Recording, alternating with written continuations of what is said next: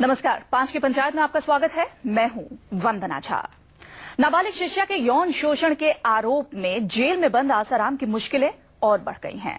Rajasthan high court ने आज भी आसाराम की जमानत याचिका पर सुनवाई टाल दी। आसाराम के वकीलों की तरफ से आसाराम की बीमारियों की दलीलें दी गई थी, लेकिन मेडिकल बोर्ड ने कोर्ट में बताया है कि आसाराम को ऐसी कोई बीमारी नहीं जिसके लिए उन्हें हॉस्पिटल में भर्ती होना पड़े। ऐसे में सवाल है कि क्या बहाना बनाकर बेल लेना चाहते हैं आसाराम? क्या और बढ़ गई है आसाराम की मुश्किलें? इस पर बात करने के लिए खास मेहमान हमारे साथ हैं, उनसे आपको मिलवाएंगे, लेकिन उससे पहले देखिए एक छोटी सी रिपोर्ट।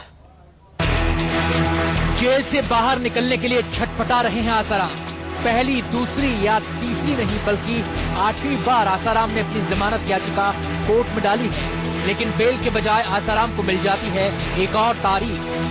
नाबालिग लड़की के यौन शोषण के आरोप में जोधपुर जेल में बंद आसाराम को राजस्थान हाईकोर्ट से आज भी जमानत नहीं मिल पाई। 3 दिन के लिए सुनवाई टाल दी गई। वजह सुनेंगे तो आप भी हैरान रह जाएंगे। आसाराम के वकीलों की तरफ से याचिका में कहा गया था कि 78 साल के आसाराम कई गंभीर बीमारियों से पीड़ित हैं। इतने बीमार रहते हैं कि बिस्तर पर ही उन्हें टॉयलेट तक करना पड़ जाता है। लेकिन कोर्ट की तरफ से बनाई गई मेडिकल टीम की जांच में आसाराम की इस बात को गलत पाया गया और इसी आधार पर सरकारी वकील ने आसाराम की जमानत का विरोध किया। इसमें राजस्थान के अपने सबसे बड़े हॉस्पिटल एमडीएम हॉस्पिटल से उनकी जो रिपोर्ट एक मेडिकल बोर्ड द्वारा जो आई थी, उसमें ये आया था कि इसमें इसको कोई किसी प्रकार की कोई बीमारी नहीं है जिसके आधार पर उसको जमानत दी जाए। 8वीं बार जमानत हासिल करने की कोशिश में जुटे आसाराम की बीमारी का पता लगाने के लिए हाईकोर्ट ने एक मेडिकल बोर्ड बनाया है। उस मेडिकल बोर्ड की रिपोर्ट में साफ कहा गया है कि आसाराम को किसी तरह की गंभीर बीमारी नहीं है, बल्कि उन्हें सिर्फ बुढ़ापे में होने वाली बीमारियां ही हैं। जेल में एक दिन आसाराम के लिए भारी पड़ रहा है। वो और उनके समर्थक जल्द से जल्द रिहाई की मांग कर रहे हैं, लेकिन जिस तरह आज कोर्ट में आसाराम की बीमारी की पोल खुली, उस पर सवाल है क्या आसाराम बहाना बनाकर बेल लेना चाहते हैं? सुनील दत्त, न्यूज़ 24 जोधपुर। चलिए, इसी पर बात करने के लिए स्टूडियो में हमारे साथ कुछ खास मेहमान हैं, उनसे आपका परिचय करा देते हैं। सबसे पहले दुर्गेश कुमार पांडे जी हैं, समिति प्रेसिडेंट हैं, संत आसाराम बापू के समर्थक हैं। एच.एस. रावत हैं, ज्योतिषाचार्य हमारे साथ, और पंडित राजकुमार शास्त्री जी हैं, ज्योतिषाचार्य, और कृष्णा शर्मा ज्योतिषाचार्य हमारे साथ मौजूद हैं। आप सभी का बहुत बहुत स्वागत है। सबसे पहले देख लेते हैं 5 की पंचायत में क्या है आज का पहला सवाल। क्या बहाना बनाकर बेल लेना चाहते हैं आसाराम? दुर्गेश जी, पहला सवाल आपसे ही, क्या बहाना बनाकर ही बेल लेना चाहते हैं आसाराम? क्योंकि कोर्ट में तो उनकी जितनी भी दलीलें थी, मेडिकल बोर्ड ने ये साफ कर दिया, ये तो महज बहाना है, ऐसी कोई भी उन्हें बीमारी है नहीं जिसके लिए उन्हें अस्पताल में भर्ती करना पड़े या बेल लेनी पड़े।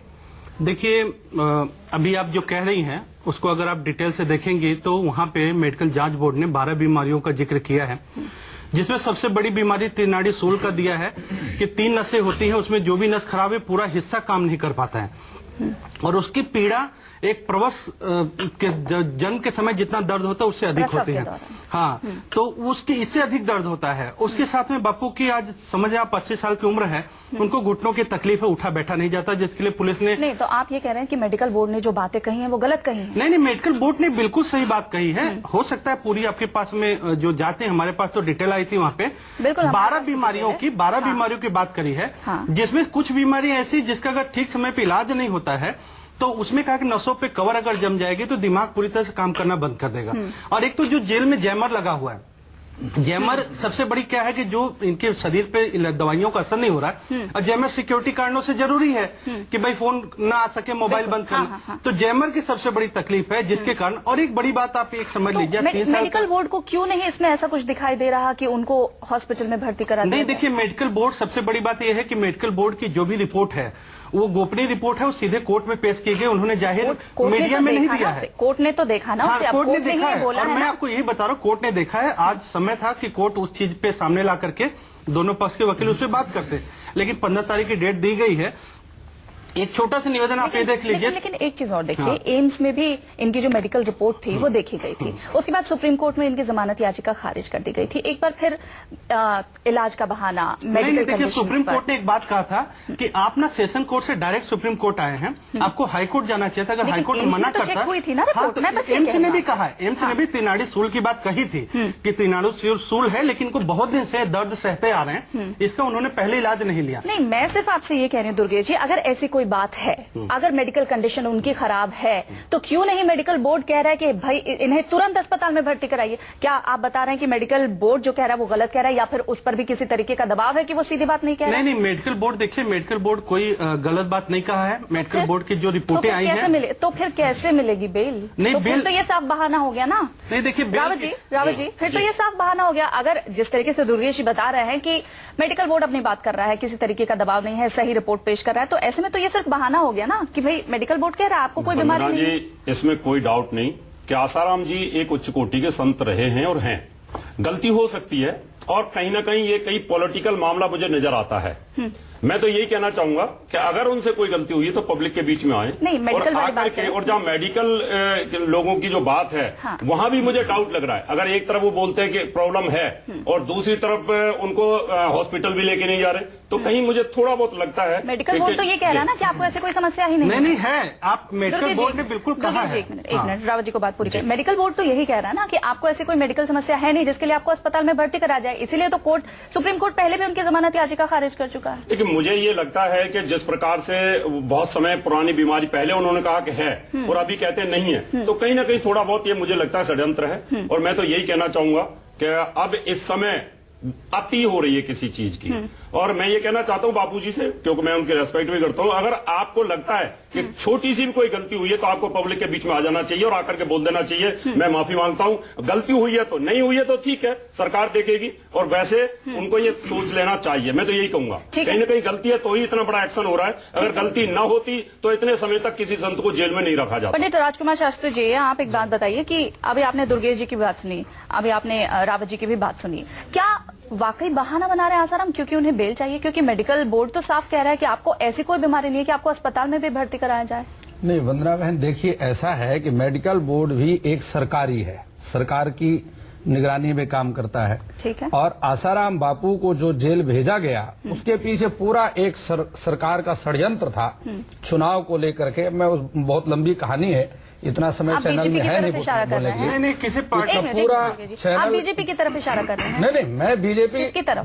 बीजेपी कांग्रेस किसी की तरफ नहीं कर रहा। कौन सी सरकार का इशारा था? बीजेपी या कांग्रेस कौन सी सरकार का इशारा था? आप अगर अभी कह रहे हैं कौन सी सरकार, जो नेता वहाँ कौन से नेता थे? राज्यसभा कौन से नेता थे? नेताओं के नाम बताइए। राज्यसभा में जैसे संत के पास में दोनों सरकारें बापू को बंद किया। मैं कहता हूँ शास्त्री अब जी, आप जैसे एक बात सरकार के पास शास्त्री जी, ऐसा कहते हैं शास्त्री जी आपकी सारी बातें मैं मान लेती हूँ। अगर रावत जी उनके चरण छूते हैं तो सरकार का कहां से? ठीक है रावत जी, एक मिनट, आप अगर पॉलिटिकल चीजें बोल रहे हैं कि पॉलिटिकली मॉडिफाइड है ये सब चीजें, आप किसी एक पार्टी का तो नाम लीजिए ना, पता तो लगे। अभी आप अगर ये बोल रहे हैं कि मेडिकल बोर्ड सरकार के अंदर आता है, मिलीजुली कहां थी? नरेंद्र मोदी पूरे सरकार में मैं कह रहा हूँ कि गोवा में एक एमएलए पर एक नाबालिग बच्ची का आरोप लगा और उसी का जमानत दे दी गई। बिल के अंदर अगर रेप के आरोप में आसाराम बापू को जमानत नहीं दे रही, जब भी मैं करती हूँ तो आप उसे टेढ़ा जवाब दे देते हैं।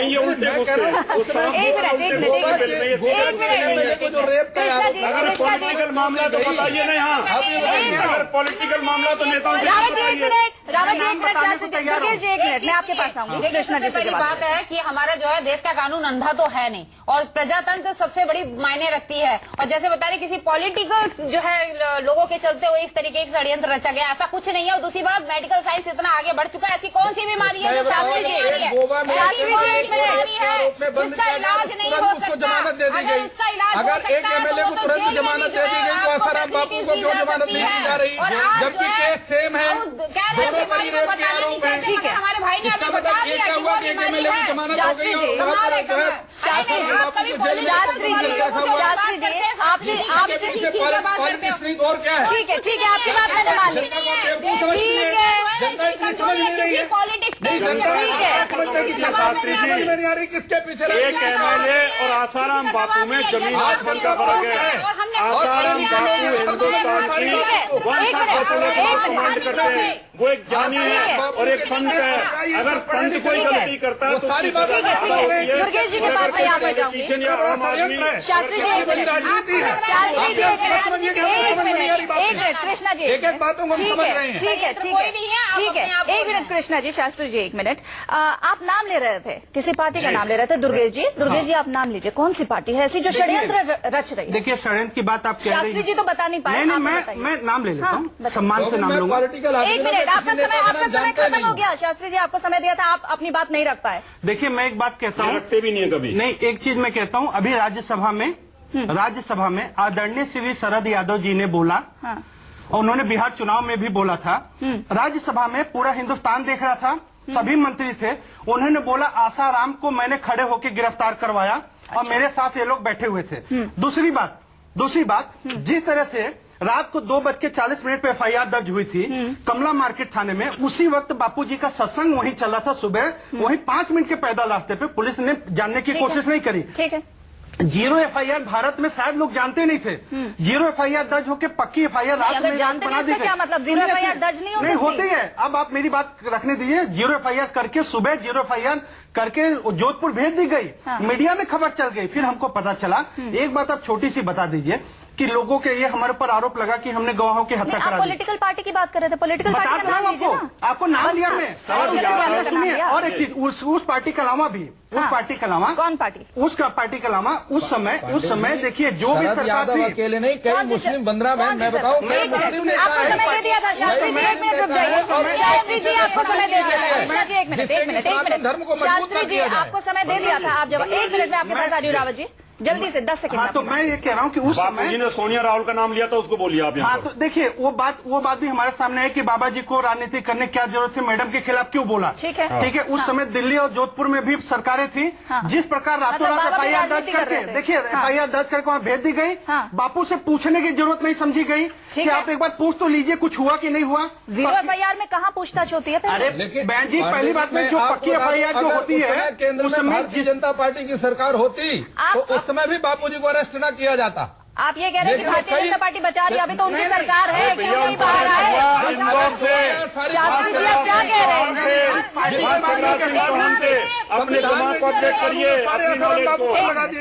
एक मिनट शास्त्री जी, अब आप 10 सेकंड में 15 सेकंड में अपनी बात रखिए, बीच में आप दूसरों को डिस्टर्ब न करें। अब अपनी बात रखिए। अब मैं केवल आपको ये कहना चाहता हूं कि उस समय 13 पार्टियों की मिलीजुली सरकार थी, कई मुस्लिम नेता थे। सनातन धर्म को कमजोर करने के लिए, चूंकि आसाराम बापू स्तंभ थे सनातन धर्म के, सनातन धर्म को नुकसान पहुंचाने के लिए आसाराम बापू को अरेस्ट करना मुस्लिम नेताओं ने बहुत आवश्यक समझा। ठीक है, और इसके पीछे बहुत बड़ी विदेशों से फंडिंग हुई है। अच्छा। और जिस आधार को बना करके बापू पर पास को लगा दिया गया। अगर चूंकि फंडिंग का जो मैटर है वो भारतीय जनता पार्टी पर चलता नहीं है, ठीक है, उस समय कांग्रेस पार्टी की सरकार जो दूसरे नेता थी, ठीक है, इस कारण से बापू को अरेस्ट कर लिया। ठीक है रावत जी, और अभी शास्त्री जी हो गया। शास्त्री जी आप सुन लीजिए। ठीक है शास्त्री जी आप सुन लीजिए। मैं आपसे ये पूछना चाहता हूँ, 15 तारीख का आप तो अपने लेक्चर यहाँ पे अपने तरीके से झाड़ रहे हैं। स्वयं बापूजी ने कहा था कि मेरी गिरफ्तारी के अंदर सोनिया और राहुल की इन्वॉल्वमेंट है। आप क्या कहना चाहते हैं इसमें? अरे वो तो क्या वो झूठ बोल रहे थे बापूजी? ऐसा मैं कह रहा हूं क्या झूठ बोल रहे थे? आदमी बंद थाने में बंद रह करके इरिटेट हो जाता है, इरिटेशन से कई बातें निकल जाती है। इस बहस को और आगे बढ़ाते हैं शास्त्री जी, इस बहस को शास्त्री जी, ठीक है शास्त्री जी, इस बहस को और आगे बढ़ाते हैं। जल्दी से देख लेते हैं 5 की पंचायत में क्या है आज का दूसरा सवाल। क्या और बढ़ गई है आसाराम की मुश्किलें? जिस तरीके से आसाराम बेल के लिए दुर्गेश जी बहानेबाजी, ये तो साफ बहानेबाजी सामने आ रही है। अगर मेडिकल बोर्ड की हम बात माने तो, हम अपनी तरफ से कुछ नहीं कह रहे हैं, अगर मेडिकल बोर्ड की बात माने तो क्या इससे आसाराम की मुश्किलें और बढ़ सकती हैं? क्योंकि कोर्ट भी अब समय ले रहा है, वो सारी डिटेल्स पढ़ेगा और उसके बाद ही बेल पर फैसला लेगा। देखिए, अगर आप ये कहें कि बेल के लिए, तो पहली बात में अगर सच्चाई से देखी गया होता केस, तो एक अपना शाहजहांपुर उत्तर प्रदेश का रहने वाला आदमी मध्य प्रदेश जाता है, अपनी बच्ची को लेके घर आ जाता है, फिर उत्तर प्रदेश से फिर चला जाता है राजस्थान से फिर आ जाता है दिल्ली, और फिर उत्तर प्रदेश से फिर आता है दिल्ली, और दिल्ली में आकर के जबकि एक ट्रांसपोर्टर है, उसकी पुलिस से प्रभाव है, राजनीतिक प्रभाव है, उसके साथ अगर कहीं कुछ गलत हुआ होता है तो वो ज्यादा राजनीतिक प्रभाव नहीं होगा। नहीं, देखिए अगर राजनीतिक प्रभाव वाली बात होती ना, सुनिए, अगर राजनीतिक प्रभाव वाली बात होती तो आज मीडिया ने सवाल उठाया, बहुत सारे लोग अपराध करके बाइज्जत चले गए और लोगों ने बोला कि कानून के लंबे हाथ क्यों किसी के गले का हार बन जाते हैं। मैं नाम लेना नहीं चाह रहा हूँ, हमने राजनीतिक हमारे पास बहुत सारे एग्जाम्पल्स हैं दुर्गेश जी, बहुत सारे एग्जाम्पल्स हैं। मैं भी यहाँ पर नाम नहीं ले रही हूँ, मैं आपसे छोटा सा सवाल ये पूछ रही हूँ। बात एक क्या है, जहाँ पे केस नहीं बन सकता था, जहाँ पे ये था कि कोई अच्छा, अब तो केस बन गया ना। मैं अब की बात आपसे ये पूछ रही हूँ। देखिए, मैं अब आपसे कुछ और सवाल पूछ रही हूँ दुर्गेश जी, मैं आपसे कुछ और, शास्त्री जी एक मिनट रुक जाइए। दुर्गेश जी, मैं आपसे सवाल बस ये पूछ रही हूँ कि अगर मेडिकल बोर्ड ने ये सब बातें कही हैं, कोर्ट ने 3 दिन का समय लिया है, तो क्या इससे और मुश्किलें बढ़ सकती हैं? क्योंकि कोर्ट में कुछ ऐसा नजर नहीं आ रहा। नहीं, देखिए, मुश्किल इसलिए नहीं बढ़ेगी क्योंकि आप एक बड़ी बात क्या होती है कि आप सब लोग जानते हैं कि कोई भी बीमारी अगर नए उम्र में है वो दब जाती है, लेकिन जैसे बुढ़ापा आता है, चाहे बचपन चोटू बढ़ जाता है। आज बापू की उम्र 80 साल है, 80 साल की उम्र में आज ठीक है, बापू ने बहुत सारी बीमारियां थी, दबा रखी थी योग साधना से।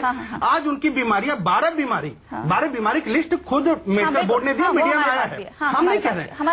और पुलिस क्या है कि आपके वहां पे जेल में आयुर्वेदिक पद्धति का कोई इलाज उपलब्ध नहीं है, और ये त्रिनाड़ी शूल का सबसे अच्छा उपचार आयुर्वेद में है, जिसके लिए डॉक्टर ने जो वैद्य आया था, उन्होंने जो 12 बीमारी बताई वही मेडिकल बोर्ड ने कही है। उसके लिए कहा गया केरल में उनका इलाज करवाया जाना चाहिए। इस चीज को हमने भी एक चीज देखी है, पहले दिन से 10 सेकंड, पहले दिन से हमने कभी नहीं कहा केस को खत्म कर दो। हमने पहले दिन कहा भाई सीबीआई जांच करा दो, कमेटी बिठा दो, सारी बातें शुरू से कहा है। हमने कभी केस से भागे नहीं, ना हमने किसी के प्रति अपशब्द इस्तेमाल किया। हम तो आज भी कह रहे हैं कि केस की जांच नहीं होगी तो हमारे पास दाग हटेगा। ठीक है दुर्गेश जी, आपकी बात सुन। कृष्णा जी, आपको क्या लगता है जिस तरीके से अब कोर्ट ने ये कहा है कि पहले वो सारी रिपोर्ट ठीक से पढ़ेंगे, उसके बाद जो बेल का फैसला है वो आगे उन्होंने टाला है, बेल होगी या नहीं होगी, आपको क्या लगता है आसाराम की मुश्किलें बढ़ेंगी मेडिकल बोर्ड ने जिस तरीके की बातें कही हैं उसके बाद?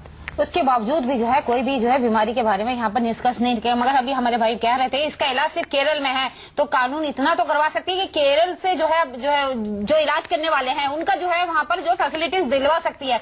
मगर जहाँ तक बात है कि छोड़ने की बात है, जहाँ तक उसमें भी मुझे लग रहा है अटकलें और आ जाएंगी। अभी जिस तरीके से डिबेट चल रही थी उससे जो है मुझे लग रहा है कि यहाँ तो यहाँ और भी बाहर भी कहीं और मुश्किलें ना बढ़ जाएं बापू जी के बाहर निकलने में। इस तरीके से रावत जी, आपको क्या लगता है बहानेबाजी जो है ये, इससे और मुश्किलें बढ़ेंगी क्या? मैं फिर कह रहा हूं कि जब आदमी के साथ अति होती है तो बहाने भी लगाता है और निकलने की पूरी कोशिश करता है। आसाराम बापूजी चाहे वो बहाने लगाएं चाहे कैसे भी, निकलने की उनको तड़फ है। उनको सरकार को देखना चाहिए कि एक अगर धर्म गुरु से कोई गलती हुई और मेजर गलती नहीं है, अगर रेप नहीं हुआ है तो सरकार को सोचना चाहिए। जब सरकार आतंकवादियों को छोड़ के जा सकती है, कांधार में छोड़ सकती है, तो बापू ने अगर इतना बुरा काम किया है तो जेल में रखें, और अगर बापू ने ऐसा नहीं किया तो उनको छोड़ देना चाहिए। मैं तो यही कहूंगा। लेकिन रही बहाने वाली बात, बहाने भी करेंगे और वो झूठ भी बोलेंगे बाहर निकलने के लिए कोर्ट से हर तरह की आदमी कोशिश करता है। इसलिए मैं कह रहा हूँ कि कोर्ट से निकलने के लिए हर आदमी हर तरह की कोशिश करता है, और जो बापू कर रहे हैं चाहे बहाने की वजह से हो चाहे किसी भी तरीके से हो वो कर रहे हैं।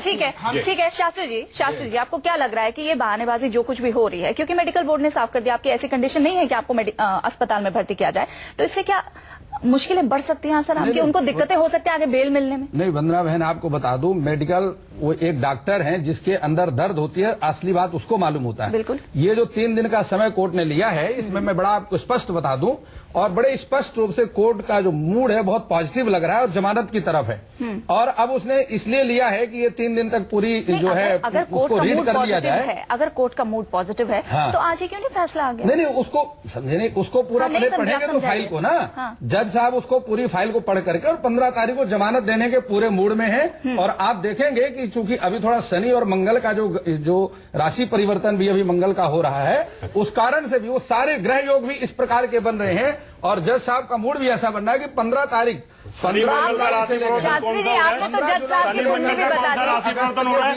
शनि मंगल का कौन सा राशि परिवर्तन हो रहा है? शनि मंगल का कौन सा राशि परिवर्तन हो रहा है? इस चैनल पर शनि मंगल का कौन सा राशि परिवर्तन हो रहा है? इतने बड़े चैनल पर आप दो तरह की बातें करते हैं। एक दूसरा शहर है, आप एक साथ नहीं है, उन्होंने टाइम दे दिया है। लाखों ज्योति देख रहे होंगे, कोई भी राशि परिवर्तन नहीं हो रहा, ये बिल्कुल झूठ बोल रहे हैं। शनि मंगल की युति होगी, परिवर्तन नहीं होगा। इसलिए यहाँ जो भी कमांड के साथ बोलिए चैनल के ऊपर, इस प्रकार की झूठ ना बोली जाए चैनल के ऊपर। जी, आप तो जज साहब की भी कुंडली बताने के लिए तत्पर होंगे अभी, लेकिन अभी मैं यहाँ पर दुर्गेश जी के पास जाऊंगी। दुर्गेश जी, आप कुछ कहना चाह रहे थे?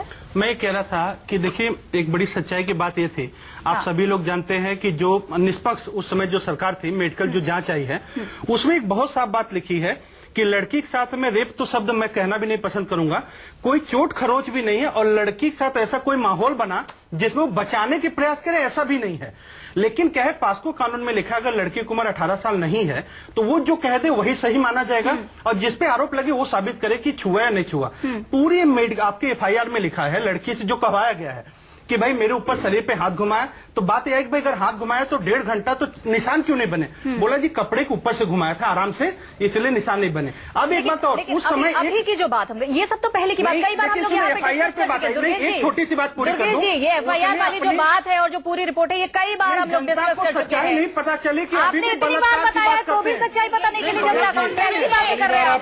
FIR की कॉपी लेके आइए यहाँ पर, अगली बार आप FIR की कॉपी लेके आए, और अगर ये रेप FIR नहीं तो मेडिकल की बात है यहाँ पर, तो फिर मेडिकल की बात। दुर्गेश जी, आज जो हमारा चर्चा का मुद्दा मेडिकल था वो यही था कि क्या बहानेबाजी से आसाराम जेल के बाहर आना चाहते हैं, और इससे क्या उनकी मुश्किलें और बढ़ सकती हैं?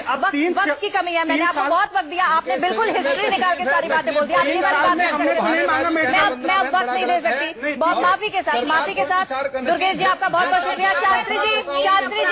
शास्त्री जी आपका बहुत शुक्रिया। ठीक है, शास्त्री जी आपका शुक्रिया, रावत जी आपका बहुत बहुत शुक्रिया, कृष्णा जी आपका भी बहुत बहुत शुक्रिया 5 की पंचायत में आने के लिए। 5 की पंचायत में आज के लिए बस इतना ही। आप देखते रहिए News 24।